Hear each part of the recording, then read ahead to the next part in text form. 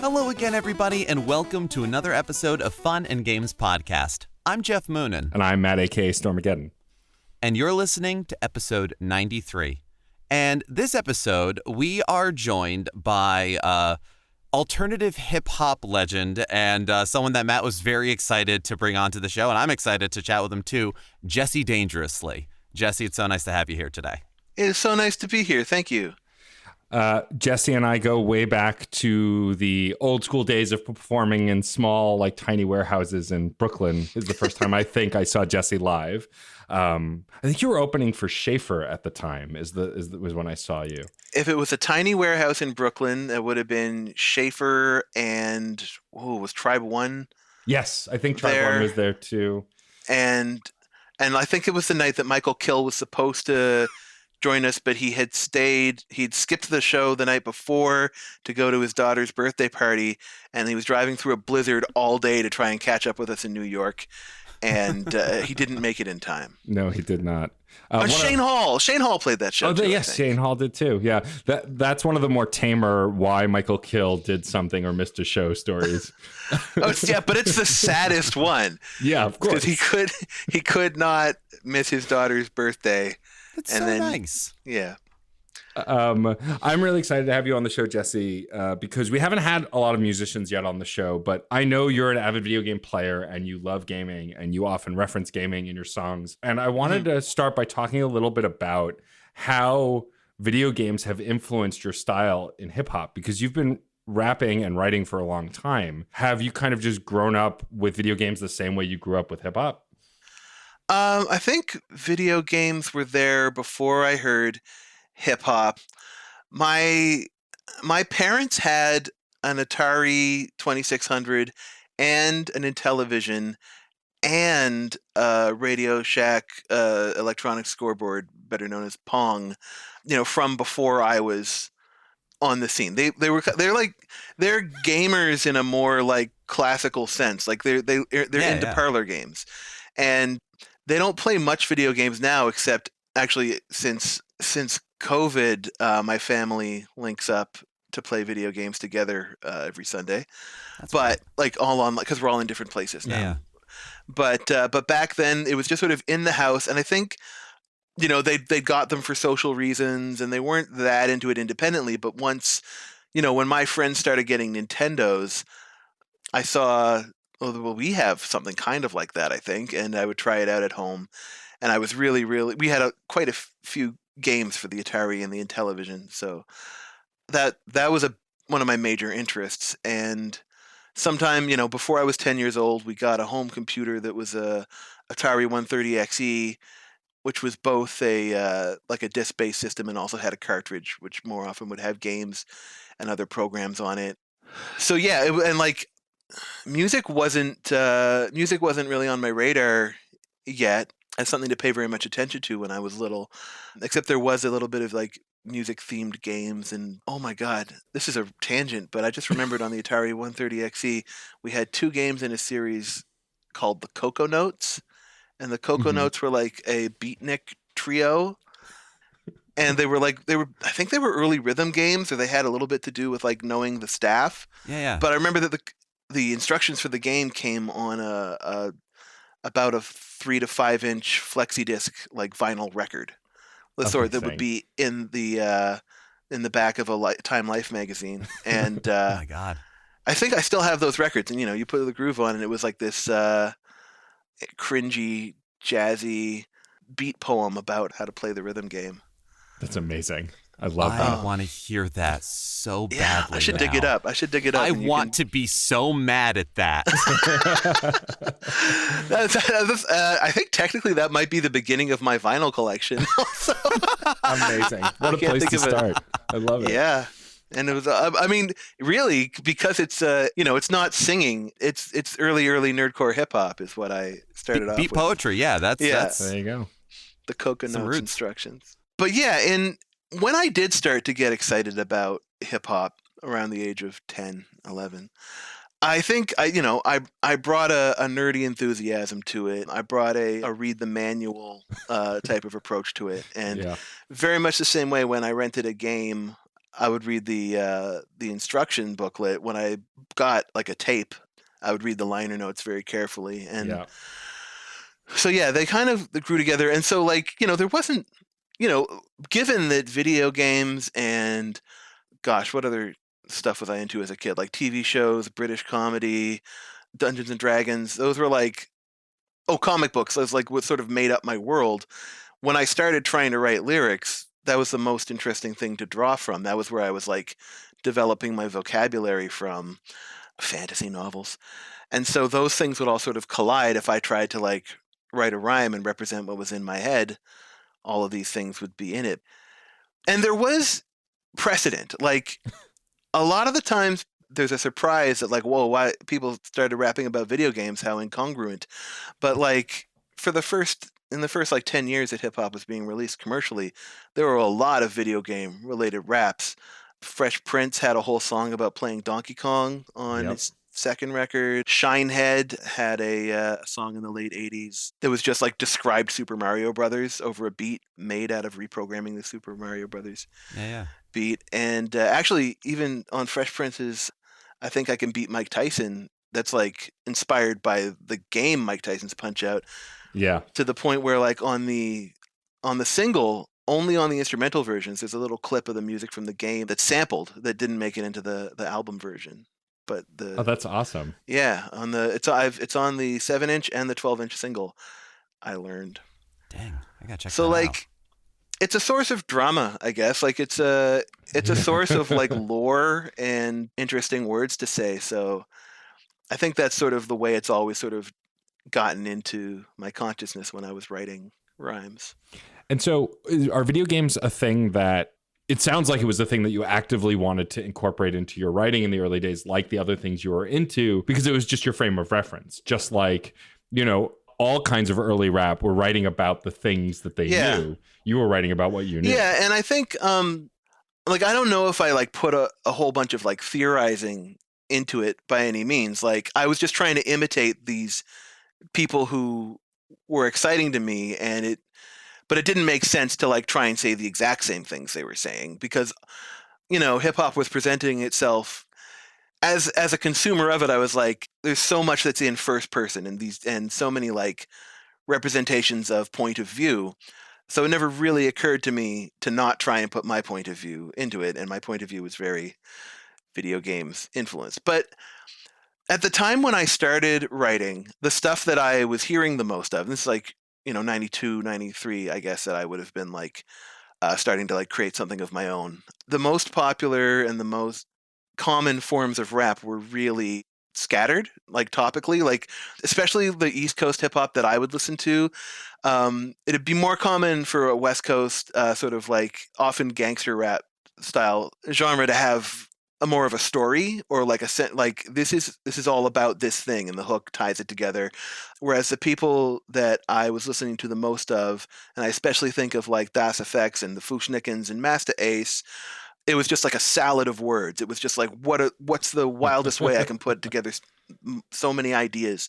And a lot of times it'd be like movie quotes or TV commercials, slogans, and snippets of other songs. Or if you look at like Method Man's rhymes on the first Wu-Tang Clan album, he's still like firmly in the 1992 style of like Mary Poppins lyrics and stuff. Or it's mixed media tone poem almost. Mixed media tone poem is a perfect way to put it. And I still, that's my writing basis. Like I'll try and write a song about something, but really the words just collide in my head from everywhere. And if I can make them rhyme and have a good rhythm, then I feel like I'm working in the idiom that I was so excited about as a kid.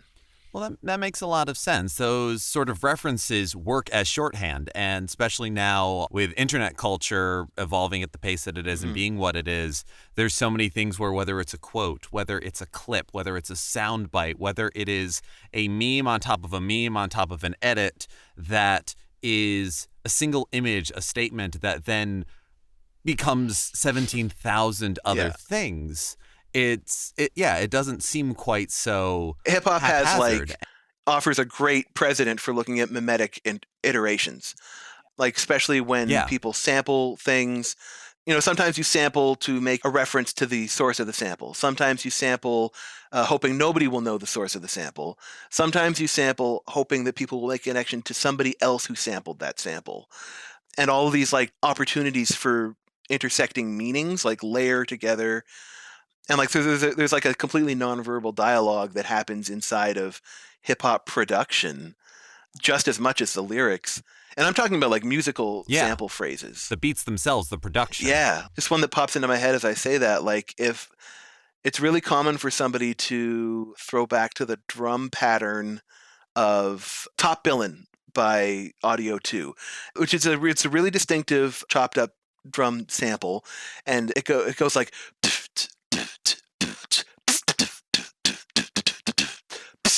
and like it's really frequently interpolated to reference Biggie, because Biggie, like that pattern was brought in for part of Juicy.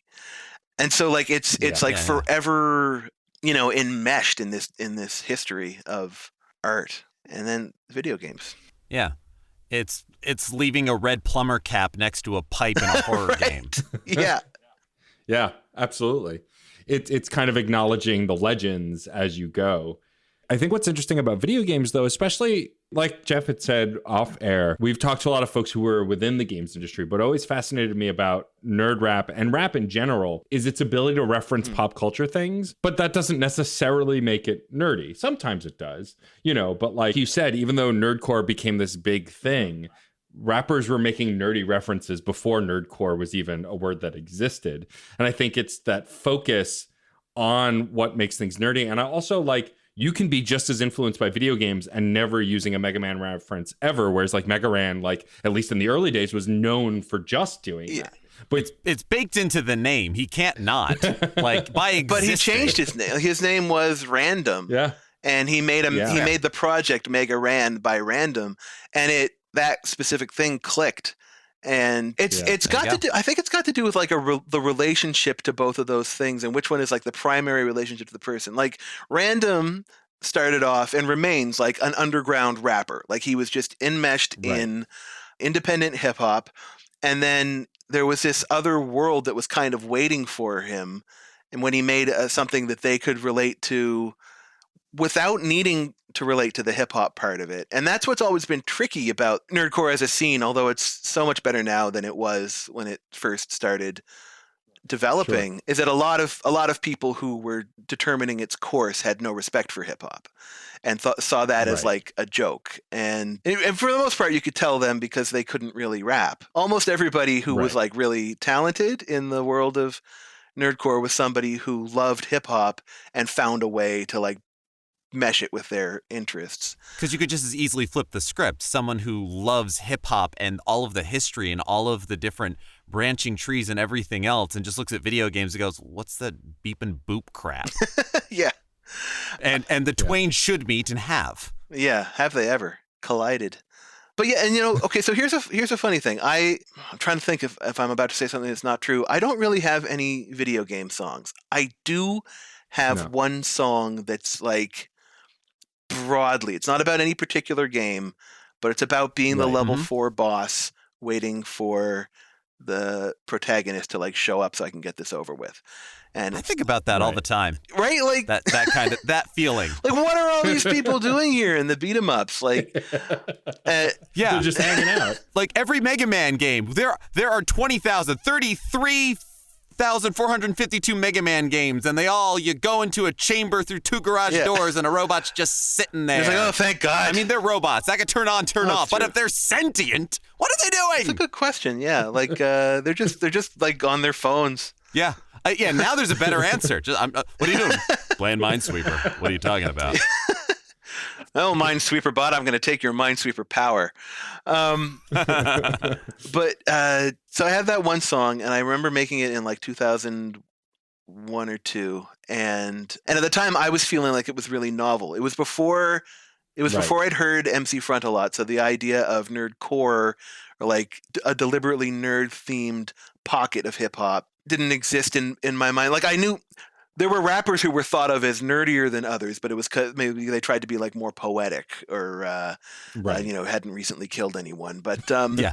Nerd has so many meanings. yeah, for sure. And so like I felt an affinity to that, and like I felt really alienated by like the more sort of like player centric side of hip hop, Right. and which like rightfully alienated. Like it was for somebody, it wasn't for me. But I made that Right. song about the video game concept, and I put a little sample from Double Dragon at the end of it just to nail it home. But like, and I felt like I was super novel, and I remember doing it a lot live at shows, and Yeah. it felt like, hey, and here's a song about, get this, video games. You heard of them?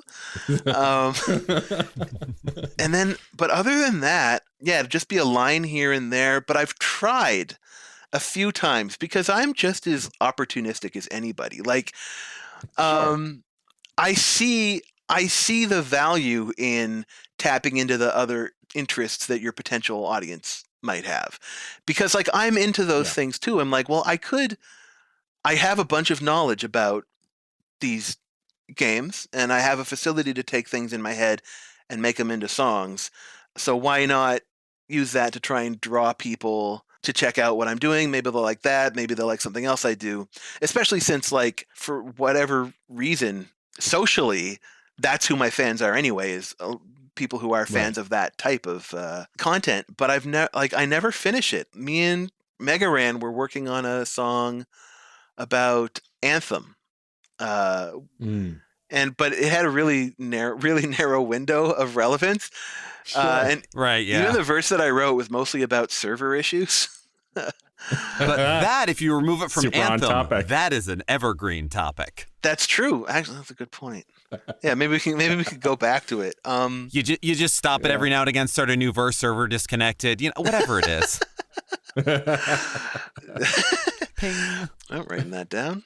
Please Get do. your cut of the publishing. Yes. But yeah, for whatever reason, like it never makes it to my pile of finished junk. That's fair. I mean, I get that though. I think just because you like something doesn't mean you necessarily can or want to incorporate it into your art. It depends. I mean, I'm endlessly in awe of especially nerdy rappers who can jump on a trend and do it well. There are plenty of people who jump on a trend and put out nonsense that is just capitalizing on the fervor. But like the thing that comes to mind is a game that I saw you playing recently, but the game Among Us, which is this huge generator of memes and interest. And on Beefy's newest record, Beefy put out an Among Us song. And of course you see it and you go, well, all right, I get it. It's popular. But then you hear it and it's like, oh, this is actually really dope. It's not just a meme reference. And is that ever a fear for you if you're trying to reference something, that you might just be throwing something on the pile of mimetic reference that doesn't really live up to the reference? No, I'm not quite proud enough to worry about that. I think, because I mean, I have lots of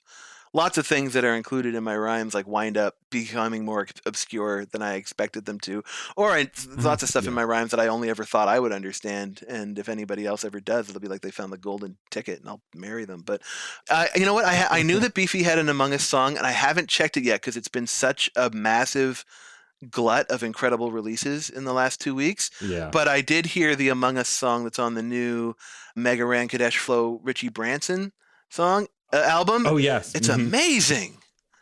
It's so and like, good. and I, It's so and like good. there are so many instances of the video game version of a book report rap, which is, Oh yeah, I think which I find to be like kind of a tiresome thing. It's like, here's something that you know about, and here's all the things that are in it, and just a very dry like list of assets in the code, but like.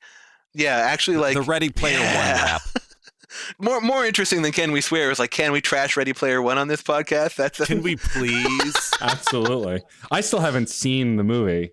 I will say I can imagine the movie being more tolerable than the book, because at least I'm as susceptible to like reference based like excitement as anybody, but I also am sick to death of it at the same time. Like everything I get really excited when I appreciate it, and I get really turned off when it doesn't work for me. So putting a whole lot of pop culture like visual references in something works a lot better for me than just like typing out a Monty Python script or some Rush lyrics in your novel. Yeah. Mm-hmm. That's like the opposite of Yeah. humor to me. Well, and that's something I really enjoy about hip hop in general, and a similarity to video games, even outside of nerdcore rap, is the lyrics in hip hop are so often more analyzed and more built and placed than a lot of other genres and a lot of other communities of music. Mm-hmm. And just in the same way that in video games, you can put in a reference that, you got to turn your first person camera, like you got to go the way that you shouldn't go, but there it is. Yeah. Like, and you said, like, you put those references in that you only think you'll get, but maybe someone either like it sparks or it's just a thing, and you can get so much more density per line per word. You can mash those things together. So I could understand how the book report kinds, or the like reference for reference's sake, are very tiresome. I think it leaves a lot of potential untapped because, in a song like the Ghouls and Ghosts version of the Among Us rap, like they go into the psychology, they act out, making the arguments, and which is a lot more dramatic than just like the characters are all different colors. One of them may have done a murder. You don't know which one, which like even if you make that rhyme. Right. Yeah. You can have fun with it. You can have whomever is in the group rapping that is actually the imposter periodically do lines with very bad EQ because they're in the vents, and you don't realize that until the end of the song when they kill everyone. What I wonder about it is if I went back to it, could I figure out who's the imposter, or if they ever even decided? Right. What you were saying about the obscure ways that information is put into video games actually does run up against how I feel about writing lyrics also. And maybe writing in general, but definitely like lyric writing is the main kind of writing I do. But I think it put me immediately thinking about a lot of the lore and the puzzles in Destiny 2. And I frequently, that's the game I play the most of these days because it requires a major commitment. Yeah. Like, I spend a lot of time like just in the environments, and sometimes I'm focused on something I'm doing, but like sometimes things will catch my eye and I'm like, somebody thought of that and built this world, and it's a monumental achievement. And then like but some of the ways that like the keys to the puzzles are encoded, and like they just rely on the zeitgeist, the massive computing power of the millions of people who play it to think about it together. Like some people may offhand observe one thing, ask somebody else what they think it means.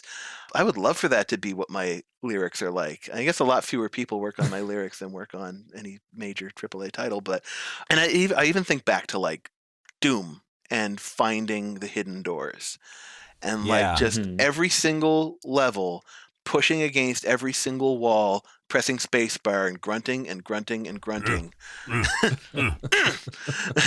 until one of them opens up and you get some armor and some shotgun shells. And it's not the thing, it's the finding the secret. Yeah, and I've always loved finding the secrets in lyrics too. And it does happen in other genres for sure, and it happens in like poetry and prose, but like, rap is where I seem to have spent all my time, so I see it more often there. Yeah, it's so exciting when you like follow a little trail of breadcrumbs and there it is. I remember a friend of mine told me that he didn't like RZA as a rapper because his references were too obscure. And this is back when Bobby Digital came out. I don't know, so it's like 20 years at least. And the example he gave was that he made a reference to Pink Dot, which my friend said was like something about a Chinese food in Riz's neighborhood. I don't even remember what the reference was, but like him going like, that's stupid. Wow, how would I ever know that? Why would I want to listen to a song about it? And I was like, that's so cool. Yeah. Right, yeah. Because sometimes you don't have to get the specific reference. You get the feeling. You know what he's talking about. Yes. And some of the most esoteric hip hop lyricists, I'll go to the mat for them. Like there's people who I love or whose writing that I love, who I frequently hear dismissed as like, oh, they're not talking about anything. It's just a bunch of nonsense. They just said that because it sounded cool. And I'm like, well, first of all, yeah, it sounds really cool. But also, like, words can do so many more things than just express something literally. Like it's like pointillism. It's like they draw all the little spaces, all the little dots around the idea, and you're just left with like the shape of the idea in negative. That's beautiful. Noah 23 is a rapper whose lyrics are like that. Aesop Rock, even Freeway. Like, because the points he uses are not quite as weird as when Noah 23 raps about the Illuminati or like obscure occult texts. But what he's getting at is just as tucked under the surface as the words he's using. Or even Raekwon the Chef and Ghostface Killah, are massively successful. Like I don't know, like I guess mainstream's the right word, but they're like legendary. Yeah, I'd say They so. have like great meaning for just about everybody in pop culture, even as just figures. And the way they write lyrics, respectively, is unlike most lyricists, and also unlike each other, but they're super complementary. And I developed this way of thinking about their respective lyrics, listening to songs where they work together and songs where they're doing solo or working with other people. And I find that one of them always writes in scenery and the other one always writes in direction.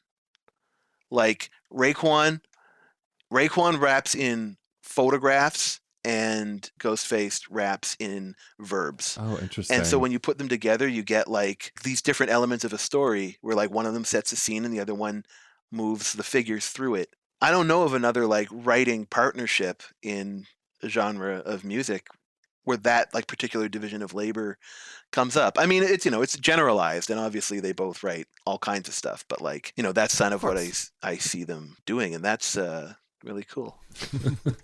Yeah, I think that what I love about talking about music in relation to video games, especially if it's not just about gaming specifically or talking about hip hop in general, also the referential material can go in kind of any direction and you can do anything with it. And I remember, and I think I mentioned this on our episode of Autographs we did when we chatted Jesse, which I think was last year, which feels impossible because it's just this year has been so long.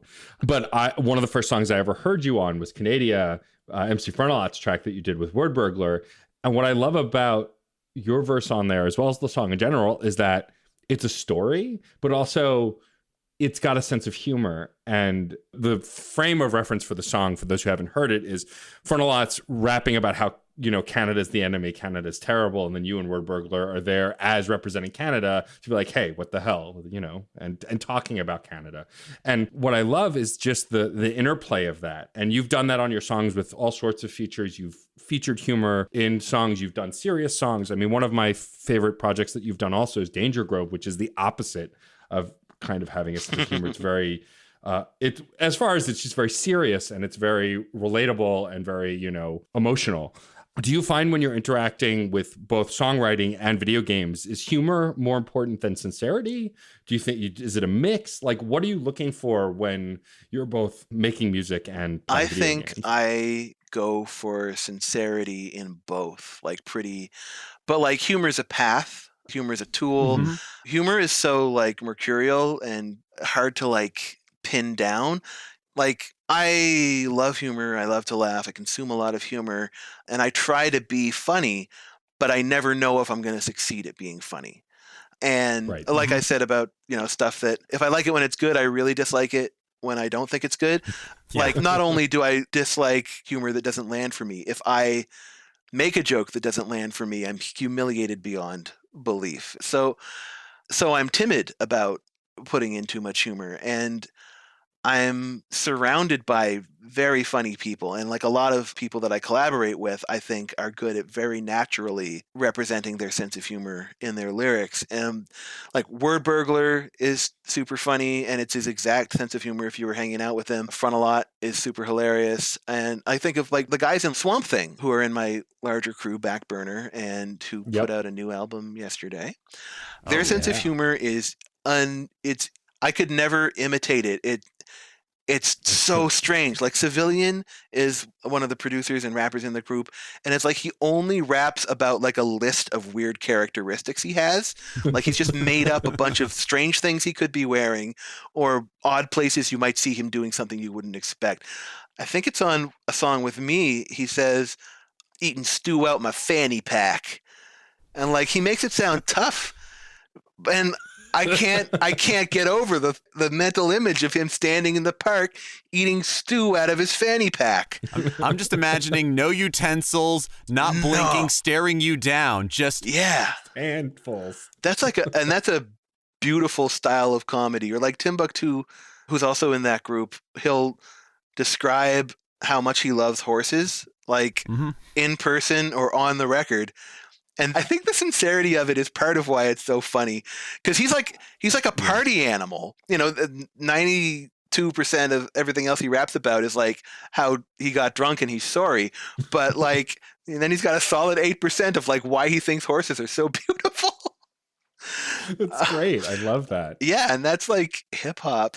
And so when I get to like link up with the people who I love their humor, I want to get on my A game and try and be funny, and then maybe I'll like try and step into their world a little and do something I think sits well next to them, or maybe I'll try and be funny in contrast to the way they are.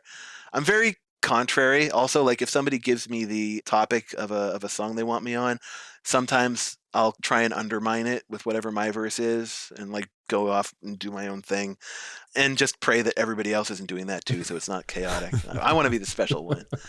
But yeah, Right, with exactly. making music and with playing games, I'm a co-op gamer in a lot of ways. Like I love solo, story-based, immersive experiences, but like I have a very special place in my heart with like putting my heads together with people and getting through some puzzles together. So like a lot of the ways that I link up with my rapping friends and try and make a song is a lot like playing a game of Lovers in a Dangerous Space-Time. You know, we all got to hop on our different control panels and hope that we're steering in the right direction. And my friend Jeff Ngan, who like we've made a bunch of music together, and like he played ukulele on at least one of my singles before, and like we used to play live a bunch. He would come play ukulele for my live shows. He kind of got me back into PC gaming 2 or 3 years ago, which I hadn't touched in ages, just because my only decent computer was my studio computer, and I don't know, I was just sort of stuck in console world. But he started having me over and we'd play all these co-op games, and that really reignited an enthusiasm for PC gaming in general for me because of the cooperative, like and that's helped me like stay connected with my family in the last few years. Like with Destiny 2, one of the main reasons that I play it so much is my little sister plays it even more than I do. She's way better than I am. So like I'll get her to carry me through like raids and help me get the gear that I can't achieve on my own. Excellent. She's very patient. It's funny. It's amazing things we do together. Murders. And it's funny, like I used to play a lot of Destiny 2, but I fell off it just because like a lot of community gaming, if your core group that you play all your games with fall off that game, you're not going to play it much. And so like right now I'm playing Avengers, which essentially is Destiny 2 once you beat the game. It's the same thing. It's another loot shooter, But the difference is that my core group is playing that. And Jeff and I have talked about this on the podcast a lot. There's something about in-person community gaming that a lot of these looter shooters try to recreate because you have to like strategize and play together. Mm-hmm. That adds something to gaming that I don't even know that the developers always anticipate. And I have to assume with collaborating, it's the same thing, right? Like you're coming together to create something together, but you can't always predict the sum of the parts. And I'm sure, has there ever been a time where you've collaborated on stuff and you're like, oh, this will be pretty good. And then you hear it and you're just like blown away, like how things come together. Yes. Like what, cause like I'm reminded of, and I'm pretty sure you were on this track. Please correct me if I'm wrong, but Sulfur did a Ninja Turtles EP ages ago. And there was a track where each rapper was a Ninja Turtle and you were on it. I am on that. And like, and like what I loved about that is that if I recall, were you Donatello on that track? I can't remember. I actually don't remember either. Yeah.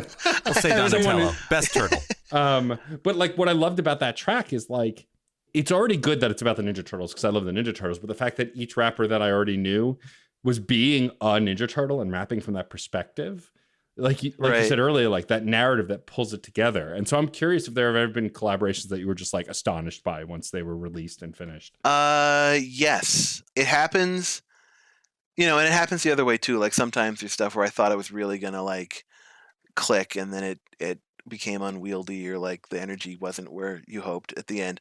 But there's like a bunch of back burner group songs on our collective albums that wind up being even better than we thought. And a lot of the times it is when we're in the same place and working concurrently. Like I do less and less of this. It used to be way more often that I'd be in a room with some rap friends and we'd be like, okay, one of us is on tour and they're just coming through the city, so let's try and get a song made tonight. And we'd just sit and you'd hear like the beat would be looping in the background and you'd hear everybody murmuring their verses. Like there was this like really specific hubbub of like a room full of indie rappers trying to get their verses down. And like that vibe, I think sometimes like gives rise to something that has a special character. And I guess it's tough to say, like, as you know, if I'm one of the people who's involved in it, maybe it's just tapping into like my sentimental feelings about the process of making it, because there's definitely been like completely long distance, completely separate collaborations where I was really excited about the end result too.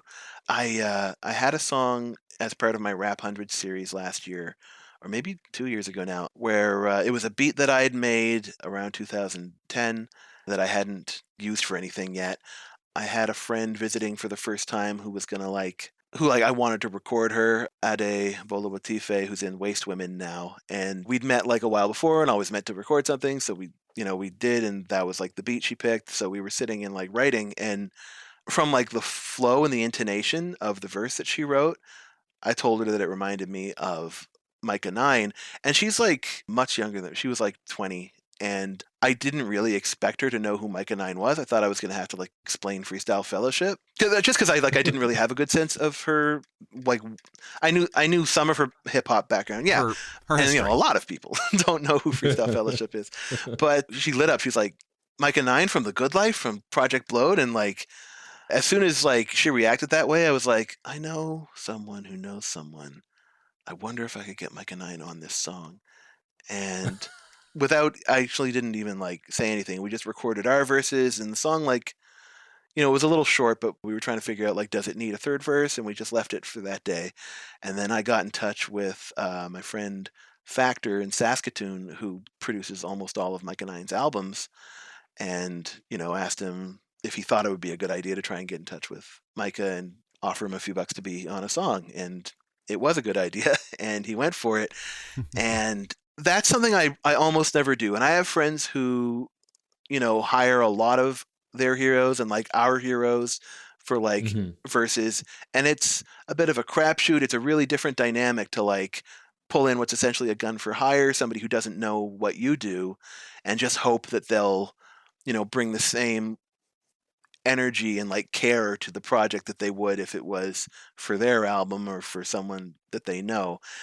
And because it's so awkward, and I guess like I'm reclusive in my way also, and haven't got a ton of money to budget for this sort of thing, I never really do it, even though there are so many like legends that I would like dream about doing a song with. But just because I had, it was like 2 degrees of separation and this feeling that it would work right, I got in touch with Micah and I sent him just a rough mix of the instrumental. Like typical workflow, if you're not in the same place for hip hop collaboration, is you'll like send a beat Makes to sense. somebody. Hopefully they have access to a nice room to record in, whether it's at their house or they know somebody, and they'll just record over the instrumental that you sent them, and then bounce you out the acapella of their vocal with a reference, so you know where it will sit on the beat, and then email that back to you, or we transfer it back to you. Dropbox it, perhaps. Yeah. Drive, whatever. And so like, it was going a typical way at it. So I sent him a beat that was about 2 minutes long, just so they would have different sections for like starting and stopping. And what he sent me back was literally from the moment the drums kick in till the beat runs out, he just filled the whole thing. Like it's typical to do a 16-bar verse. Like we didn't like discuss the duration. Day and I had both recorded 16-bar verses that we sent to him for reference.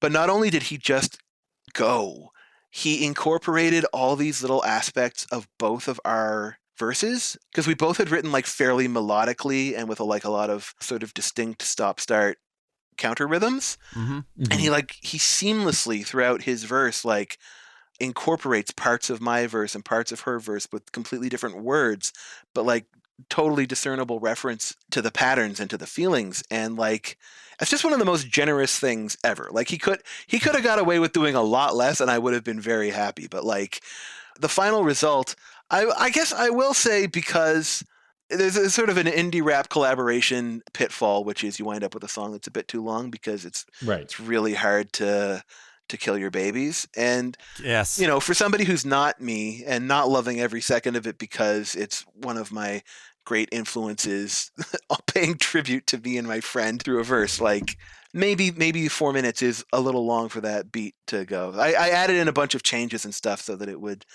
be a little bit more of a journey once I got the verse back and realized I wasn't going to leave anything out. But yeah, that's a collaboration where like the result wound up being like way more precious than I guessed it would be. That's amazing. And to tie it back to games, are there games that you've played that like meant something more once you played them with other people? Well, Destiny for sure. Yeah. Vagante is a game that I do enjoy solo, but it's so much richer if I've got a little party of people and we're trying to get through this roguelike together. And I think actually like a lot of like roguelike dungeon crawlers, it's a little bit more exciting to have a gang with you.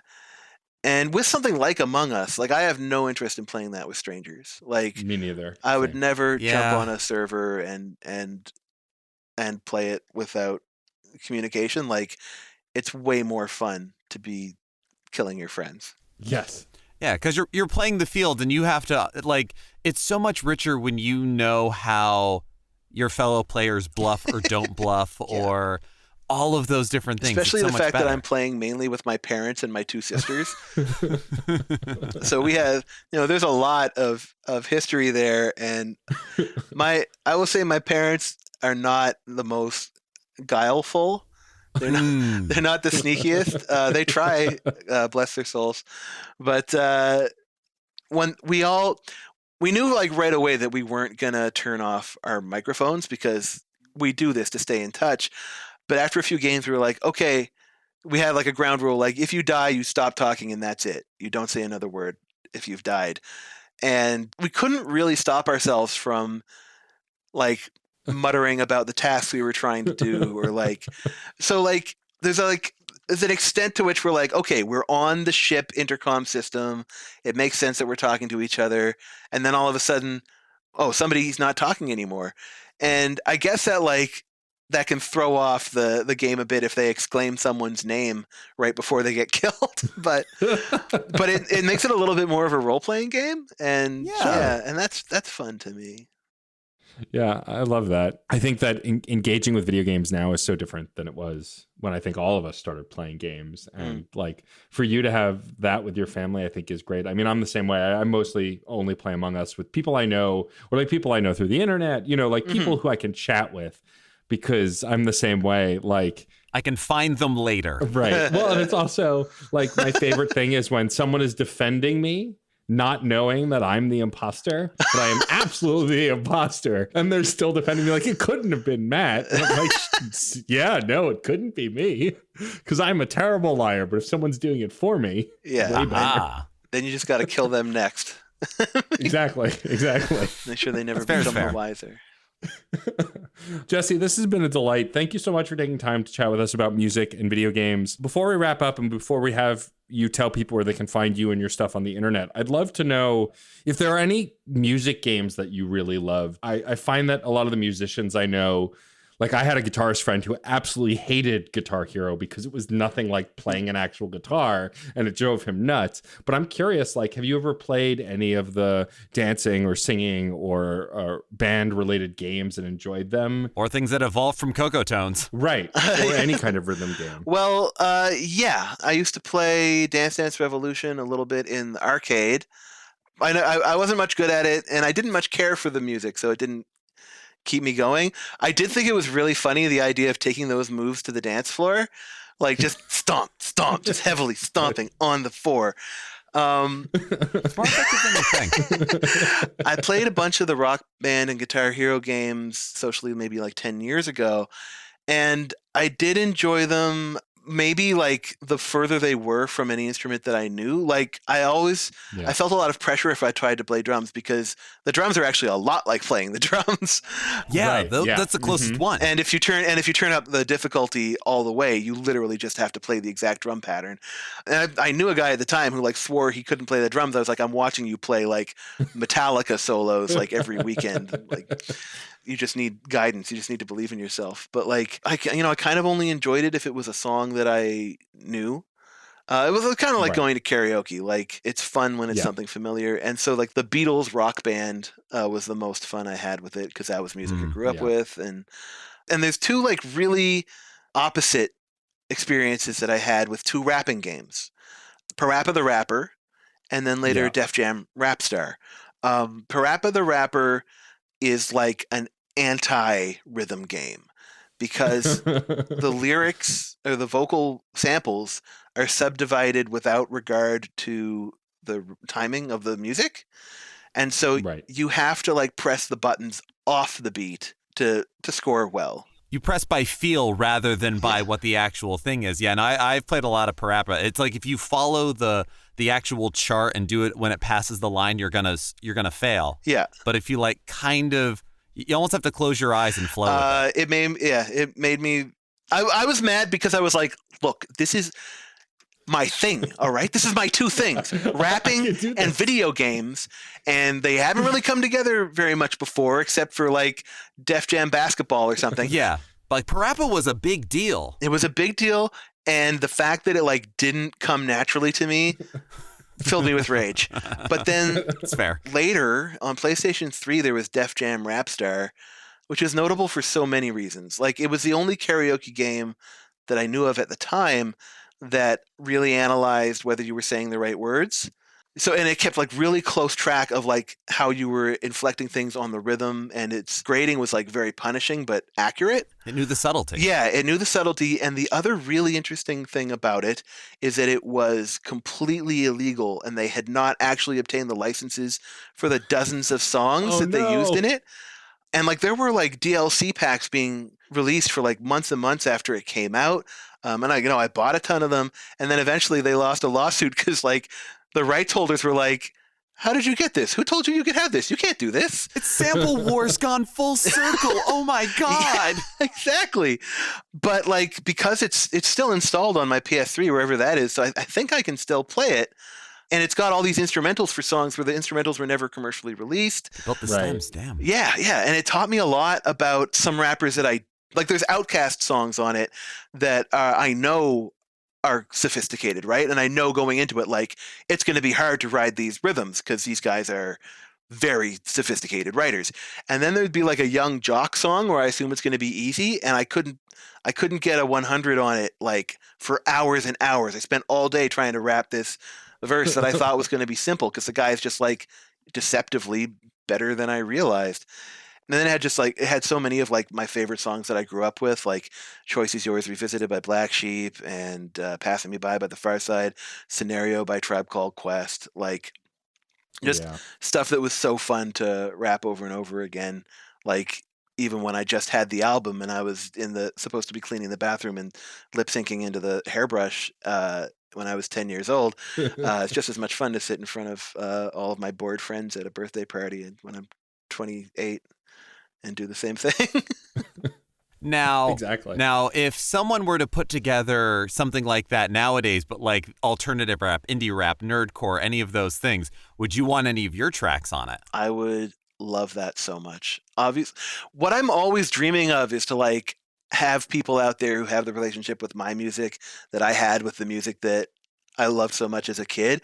And so like if I actually, when I release a single, I always make the instrumental available because the idea that somebody might try to like get started rapping by trying to do my song the way I got started rapping by trying to imitate KRS-One and Shaquille O'Neal. That's how so many start. Yeah, exactly. It's just what I want. It's so yes. If anybody out there is making the Def Jam Rap Star of self-published, like you could get the licenses really cheap from me and my friends. Nerdcore hero, Hit man.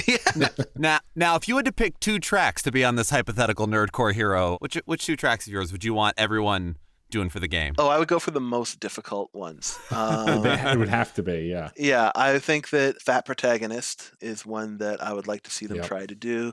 And actually, off of Verba Volant, I think the title track, Verba Volant, with Johnny Hardcore and Ginzu 3 and me just rapping our butts off. I'd love to hear anybody try. I think they'd probably sprain their tongues, and I'd enjoy it. I'd laugh at their pain. All right, I'm now naming this title Underground Dungeon because this is just... Yeah, as someone who's been listening to your music for a long time, Jesse, and a huge fan of it as well, I can't keep up with slower rappers, and you at your fastest is like light speed compared to other rappers. I can't keep up with that shit. There's definitely songs that I can barely do live because I underestimated the demands on my body. The hell was I thinking? When did I breathe in this damn thing? Right? But yeah, there are definitely tracks where I'm listening to you spit words, like you put it earlier, like some of it like is word salad, just great stuff that rhymes together. And like at the velocity that you're doing it, I'm just like, I don't understand how he breathes. Like, how do you? The answer is you don't. You collapse. Because like I remember when they put Goth Girls by Frontalot on Rock Band 1. Yeah. And like I could barely keep up with that. And Goth Girls is not a fast song. Like he has fast moments, but like I tripped over that. So I couldn't even imagine doing one of your songs. Frontalot, and this has always been like, this is what drew me to him when I first heard him, is I don't think people even recognize the degree of sophistication in his rhythms. Like, yeah, it sound, because he makes it sound so conversational and so natural, but like it's bizarre and counterintuitive, and he does these cross rhythms that like the funkiest drummer would have trouble following. He's an incredible deliverer of raps. I would wholeheartedly agree. Jesse, this was a delight. Thank you so much for your time. Pleasure. I want people to go buy your music, so please tell folks where they can find you on the internet and best way to grab your tracks. It's everywhere. Dangerously.ca is a pretty good like starting point. It'll get you to the Spotify and the Bandcamp. Lately, I've just become a co-host on a Twitch show that Thesis Sahib is doing, and we talk about games and other nerdy stuff and underground rap. That's at Awesome. twitch.tv/Enter Astral Island. Other than that, don't worry about it. You can find me on Twitter being angry all the time, but nobody enjoys it, not even me. Dangerously.ca. That'll take you where you need to go. Fantastic. Well, again, thank you so much for joining us today and chatting with us. Thank you so much, listeners, for joining us as well. Let us know, are you a fan of Jesse Dangerously's music? Let us know in all the places you can find us. We are Fun and Games Pod on Twitter and most social media. You can email us at funandgamespod@gmail.com. You can find us at our Discord, which is part of the Certain POV network of podcasts, where you can find a lot of other fantastic nerdy shows of all stripes. You can find that at certainpov.com. We have a lot of conversations on the Discord and on the Twitter, and we'd love to have you there. The goal for Fun and Games was always to just have a fun and casual conversation about video games while broaching some important topics and sometimes diverging from them. I mean, I personally loved having Jesse on because I love Jesse, but I would love if there are other guests outside of the games industry that you think would be a great fit for the show, want to hear us talk about some stuff outside of games with folks, please let us know. Like, ultimately, at the end of the day, this is a conversation that we want you to be a part of. And I think it's more interesting, for me at least, talking about video games with people who don't make games, because I don't make games and I don't know the first thing about making games.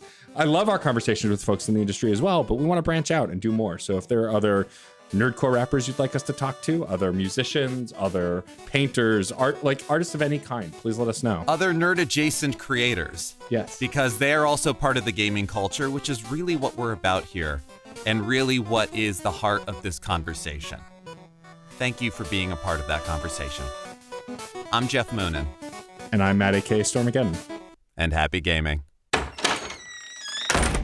Hey. Oh, hey, Jeff. What's going on, guys? Oh, talking about Superman. Oh, cool. I could talk about Superman. I could talk some more about Superman. We know. I'll bet a few people would want to get in on this. I'm down. You know it. That sounds like fun. I'll do it. Cool, let's do it. We can call the show Men of Steel. And you can find it at certainpov.com. Or wherever you get your podcasts. Yay. CPOV. certainpov.com.